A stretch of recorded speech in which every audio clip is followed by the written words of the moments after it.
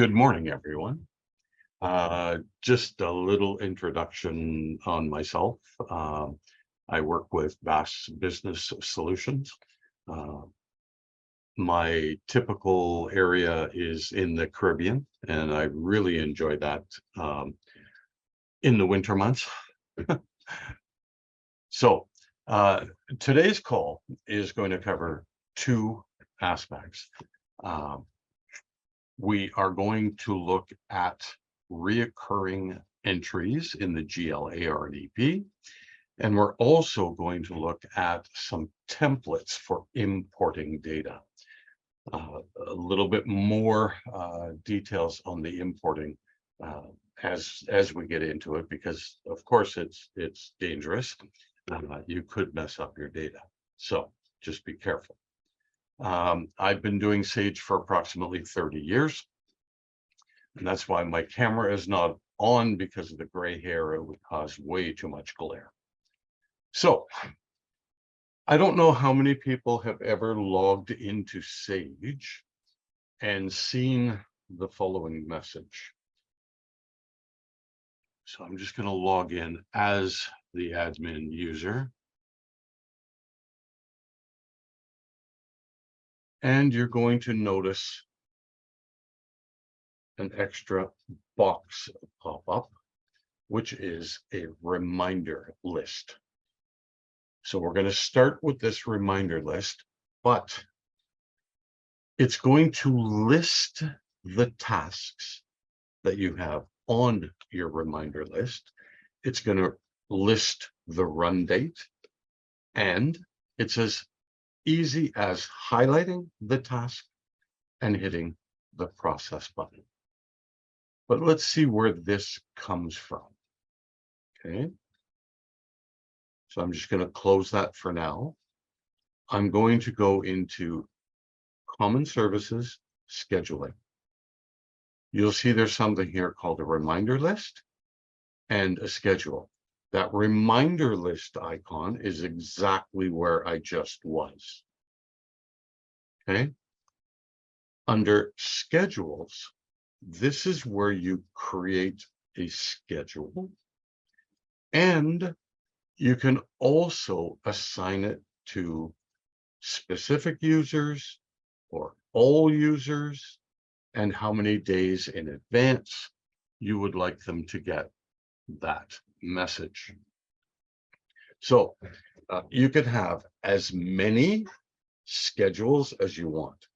So here you can see it's monthly on the first day of each month. I could have MON 15, which is like the 15th of the month. I could have weekly, where this is going to run on a frequency of every week, and it's going to be on a Monday. I can do yearly, I can do quarterly, whatever schedule code that I want to create. Then again, after creating the schedule code, this is where you can either add specific users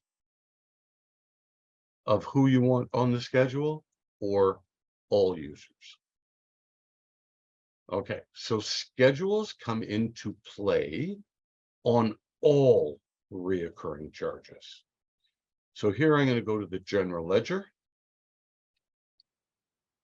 I'm going to go into my, periodic processing. And here I can create my reoccurring batches.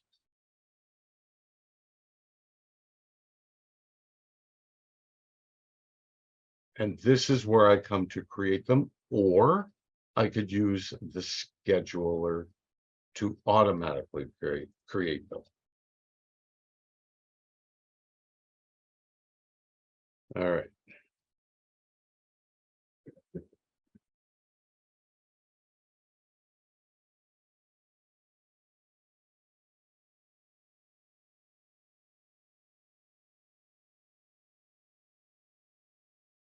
Okay.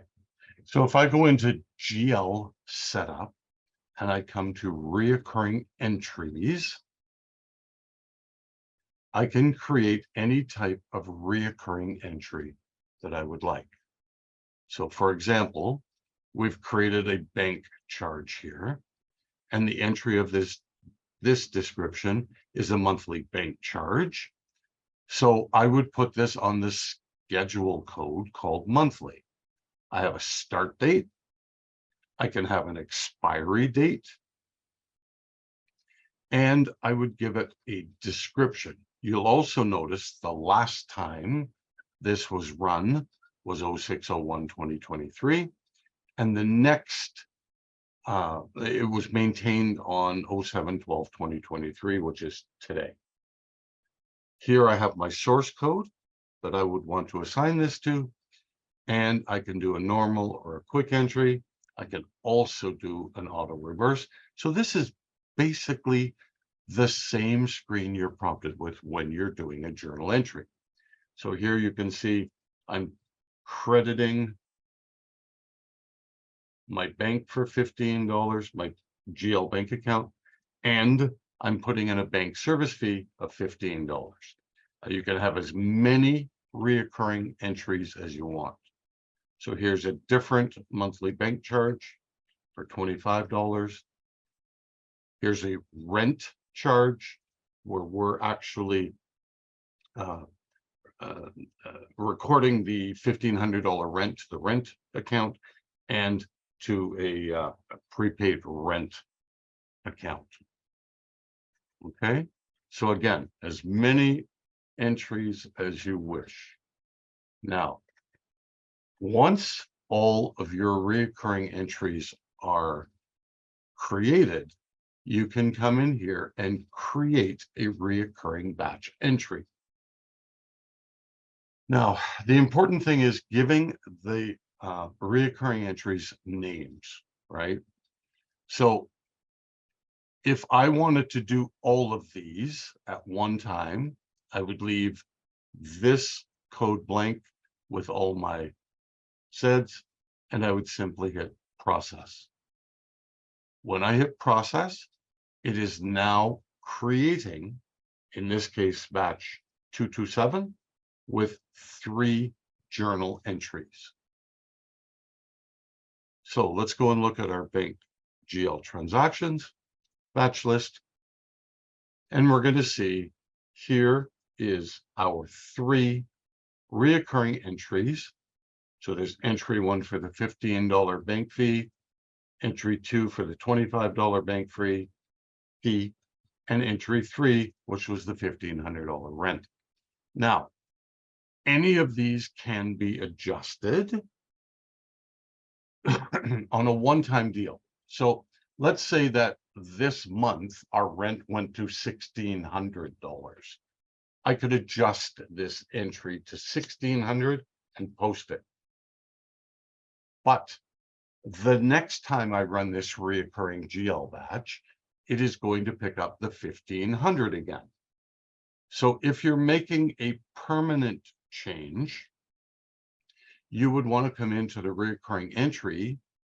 You want to go to that rent and change it to $1,600 before running your next process of the recurring charges. Okay. Any questions on the GL side? If you type into chat, I know Caitlin is going to keep an eye on the chat. She'll let me know if anything's there. All right. So if there's no questions on the GL, we're going to jump into accounts payable. So on your AP side, under vendor, now for this to happen, for you to be able to do reoccurring charges in either your AP or your AR and the GL, you must go into the setup under options, and you must turn on the button to allow. So here, for example, if I go back to the GL setup, options.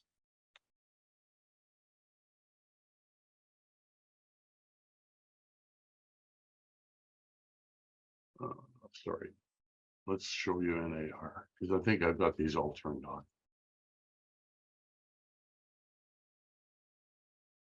So here in AR, process reoccurring charges. This must be turned on for you to do reoccurring charges. Okay. All right. So in AP, under AP vendors, there again is a reoccurring payable icon. So in the reoccurring payable icon, you want to give it a reoccurring, that's a mouthful, reoccurring payable code. So you can have as many codes as you want. So here, I'm going to look at this one called equipment. It's written against this vendor. The schedule code is weekly. Here's my start date, my last run date.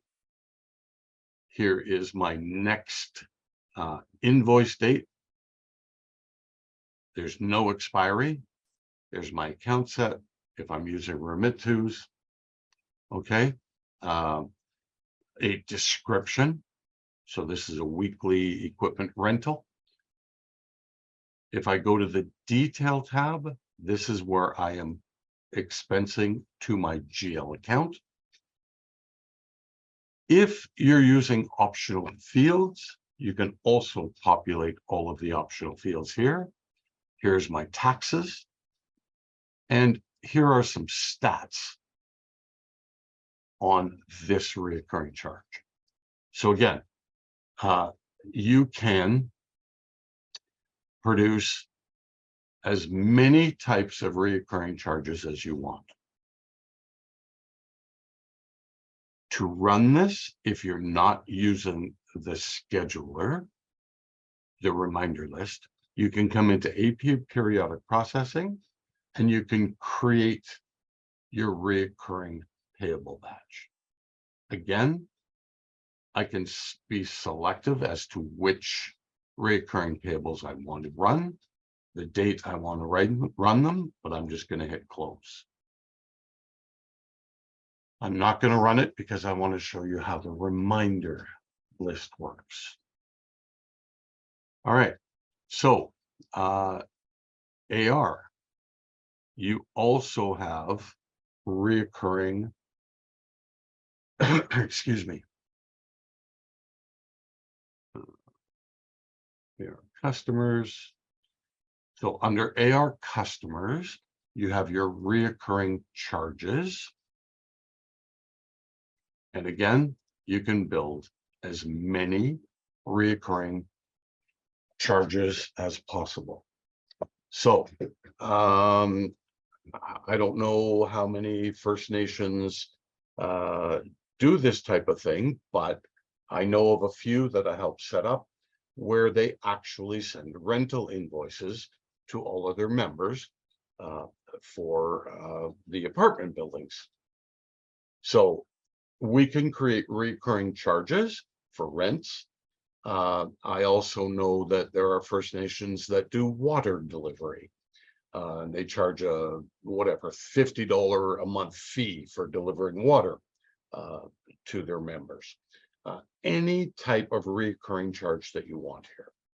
So here, this is an on-call service contract. It's for this customer.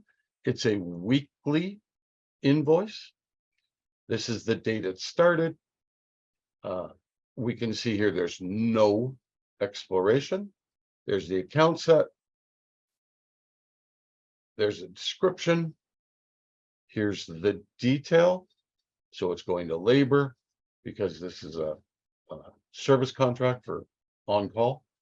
It's $150. Any optional fields. If you're using sales commissions, you can put these salespeople and their split for commissions. There's your tax information, and here's the stats of this information. So you can see year to date, It's 37,000 for this charge. There was 234 invoices. So there are a number of these for perhaps different clients. Okay. And again, using the, let's just go here to our scheduling. I'm going to fire up the reminder list. And now we can see there are 2 tasks that need to be performed. We have our monthly charges based on the date. It's due to run on 7/1, and the weekly is due to run on 7/10. So all I really have to do here is hit process if I'm ready to do these tasks. So when I hit process, it created the 3 invoices. Here I'll hit process.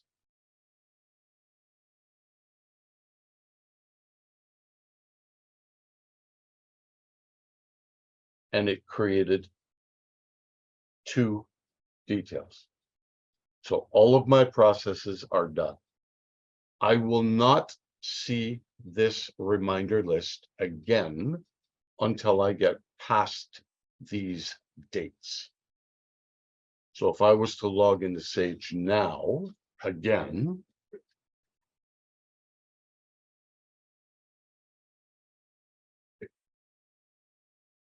notice no reminder list popped up.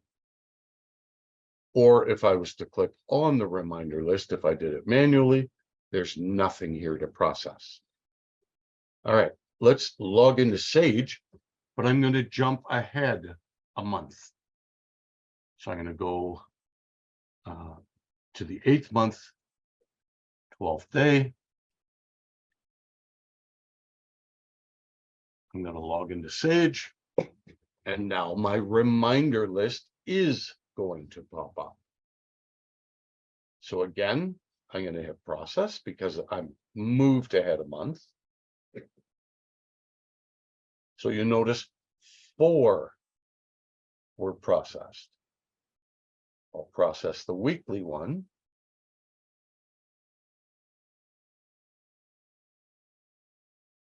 And we'll see 2 were processed. So let's go look at our AP transactions invoice batch list. And we're going to see some open APs.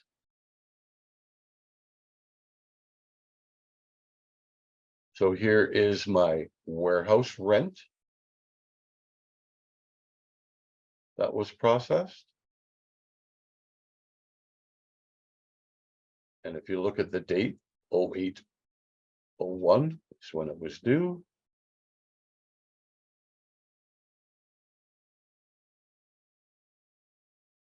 There's my $500 equipment lease.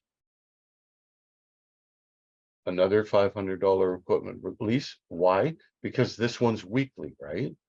So because I jumped ahead a whole month, there's actually going to be 4 transactions because I jumped ahead a whole month. So of course, all of these would be posted. You can print your batches as well. If I go to my AR transactions invoice batch list,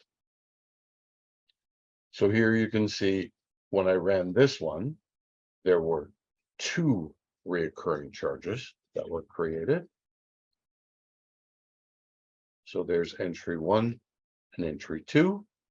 I can also print my invoices if I so desire. And I could send these out to the appropriate customers. Now, this is a crystal report, so it can be modified. It could have your logo, your information on here. And then if we go to the next batch, There's 4 entries.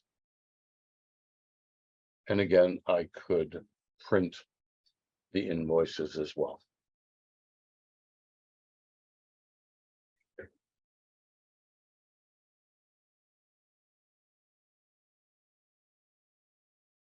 This one has 4 entries.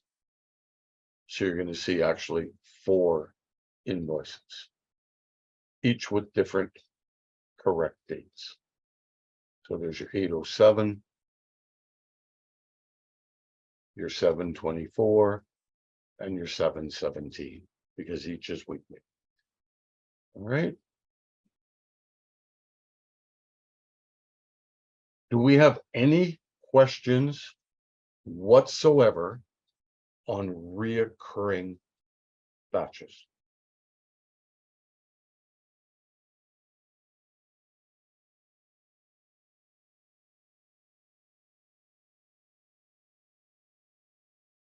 Okay, I either made it look very easy or everybody has a wonderful understanding of reoccurring charges. So let's hope that's the case. All right. What we're going to look at now is, I'm just going to drag this over here. What I put together for you here are some very basic templates on trying to import data. So here you can see one of the ones Caitlin has forwarded to everyone is AR customers. So I'm just going to fire up this template and I'll drag it over in a second. I have multiple monitors. Okay. So what this is this template has the minimum fields needed to import AR customers. We have a customer tab.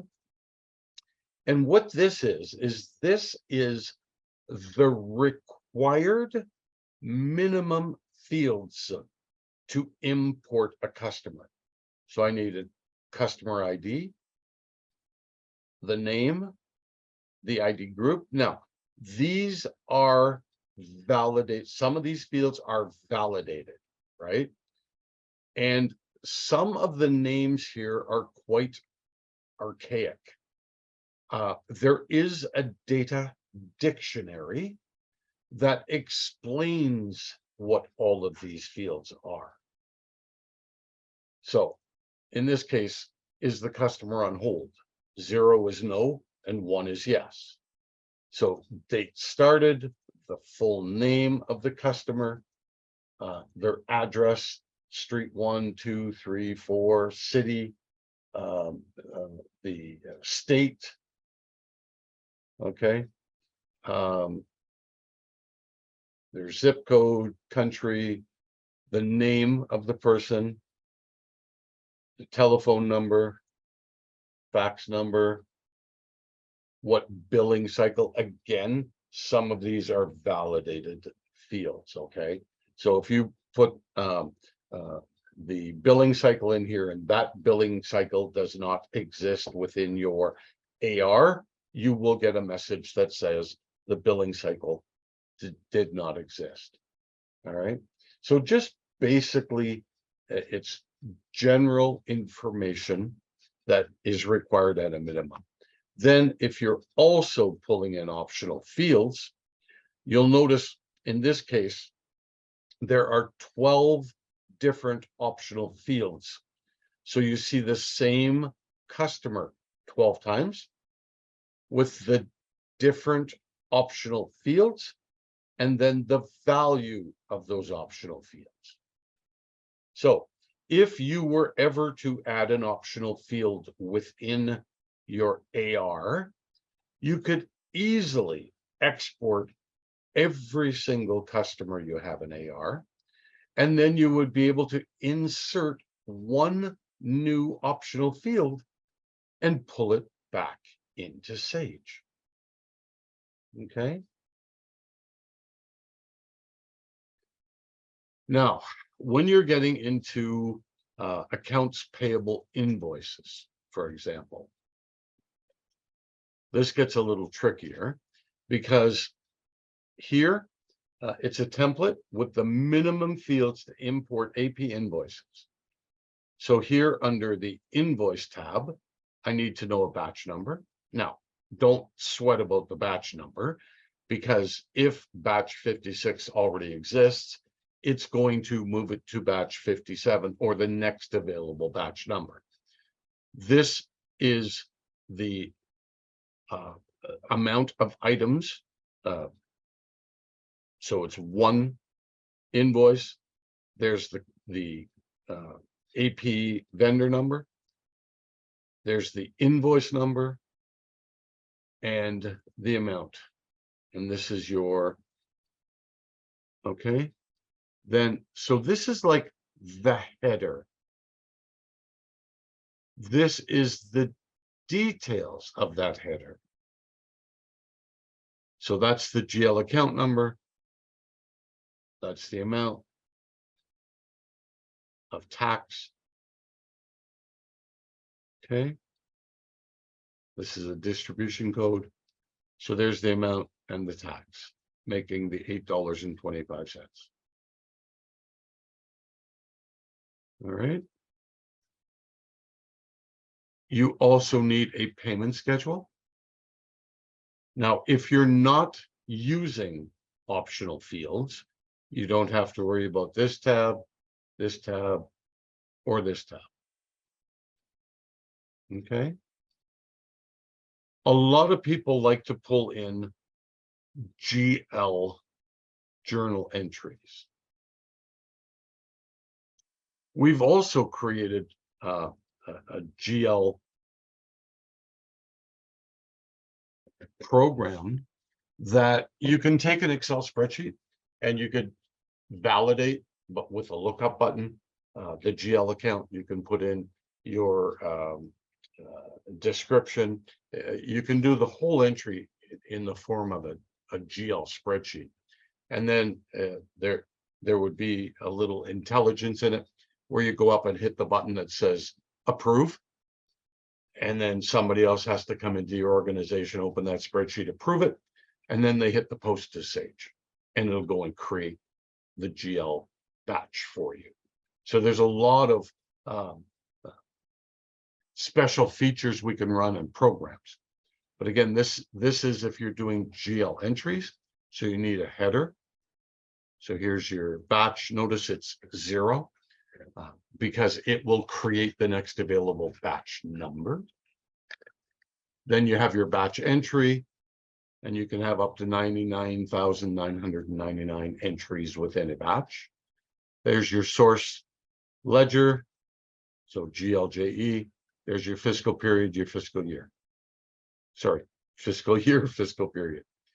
Under your journal entry details, so here, again, you have your batch number, right? So this is your basic debit and credit for the first entry within that batch. Obviously, the next entry would be 00002, and you'd have 2 lines of that, or more, but of course it has to balance, right? Any questions on these templates?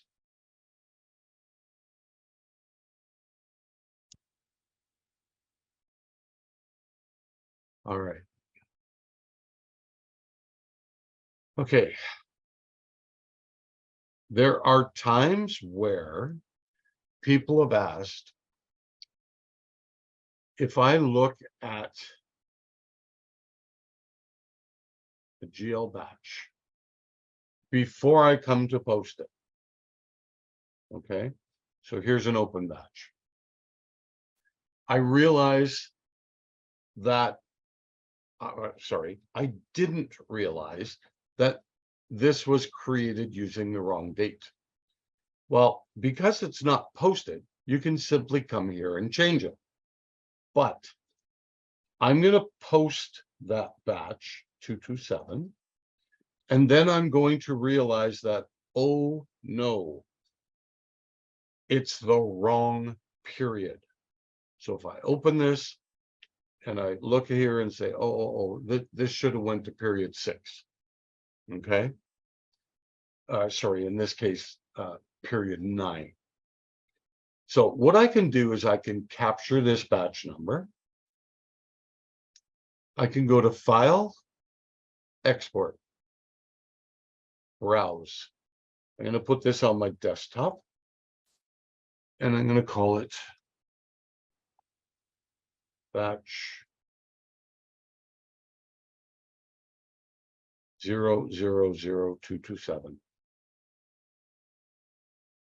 Now, if I simply hit OK here, it is going to export absolutely every batch in my Sage.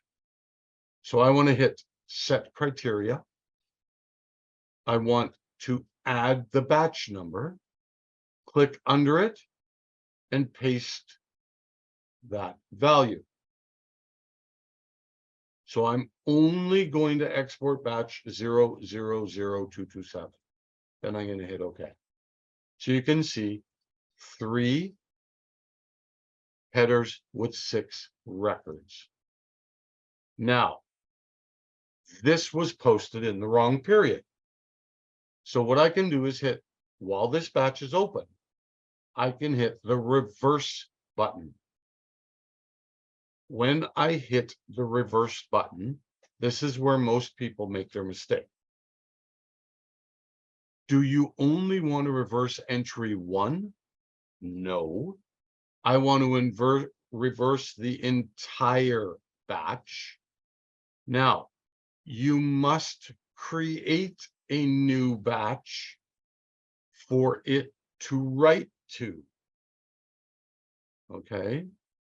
Then I'll just hit proceed. Are you sure you want to reverse the whole batch? Yes. All right. So batch 227 is now fully reversed once you post this new batch 2999. Now, it takes the exact replica of that batch, but reverses the dollar amounts.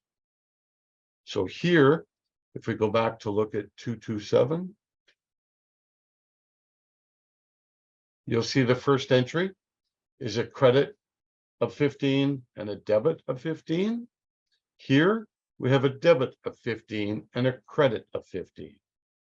Okay, now I want to pull in the new batch. So if I go New, File, Import, I want to look for that batch 000227.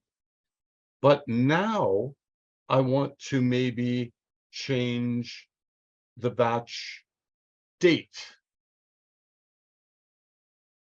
So on the header, I can come here, find the fiscal period. I can enter a value. And I said I wanted this to go back to, let's say, period 9. Okay. I could also change the date. On the details, I want to change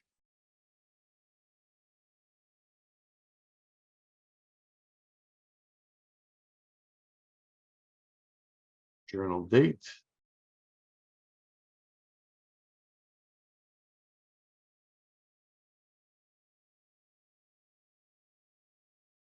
Change this back 2 months.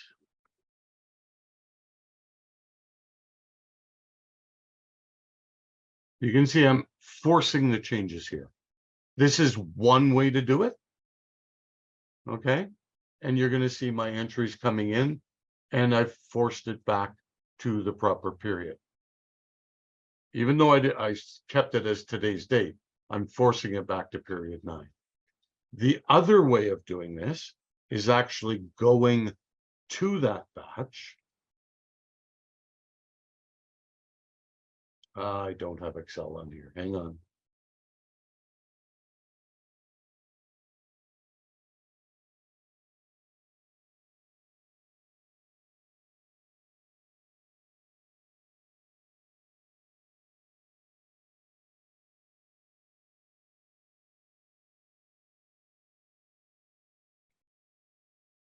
All right, so you'd see an AOM, application object module. These are all the files within there. The only way to open this is to right mouse click here, and you open with Microsoft Edge or any web browser. Let me just show you what opens.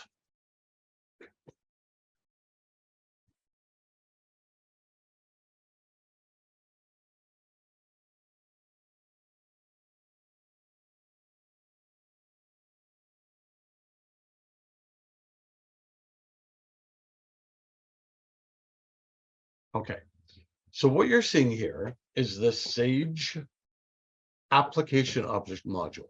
And on the left-hand side here, you see all the different modules that are in Sage. So if I was looking at accounts payable, for example, then you have what's called views, tables, and objects. What you want to look at is the tables. So if I was looking for invoice batches, those are API BC. But if I select that, I see every field with a true name and the different statuses, right? So if I'm looking at it, AP invoice batch, that is in an entered status, this database field would have a 1. When they're posted, it would have 3 as a status, which is posted. If it was deleted, it would show as a 4, etc., etc. So this will help you in determining which fields and what information you're required to use. So here's my invoice details. So a lot more fields in the invoice details, right? So this application object module really comes into play.